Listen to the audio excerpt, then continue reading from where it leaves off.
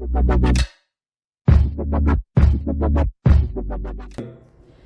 guys! In today's video, we will introduce the newest and the most exciting way to change your background live streams. On the interface, you'll see below the three buttons which are Home, Video Library, and Me.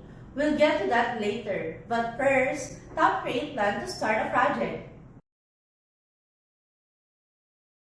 By tapping the Pick and Pick option, a new layer will appear on your screen. Tap the square icon to add additional photos. Watch this.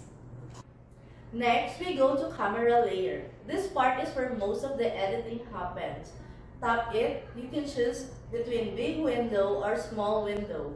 Under the small window, you can choose what shape you want to use for your video.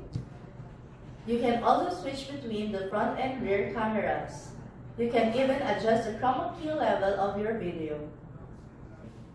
Under the Beautify tab, you'll have the option to add and select filters to enhance the video. There are around 7 filters to choose from. Remember VG Library? Casttingo already has preset backgrounds stored in it. Just select the background you want to use. There is also an option to add your own photo or video and stream it later. Next, let's try the background layer. And yes, this is where you will add the background of your video. Nature, Or take your videos to space. That's easy with Casttingo. Once you're all set, just tap Next.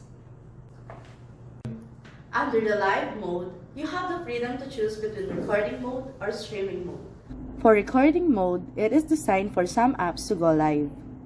For streaming mode, select the social media platforms you'll be streaming. to start, choose your video resolution, and of course, enter the URL and stream key of your social media platform.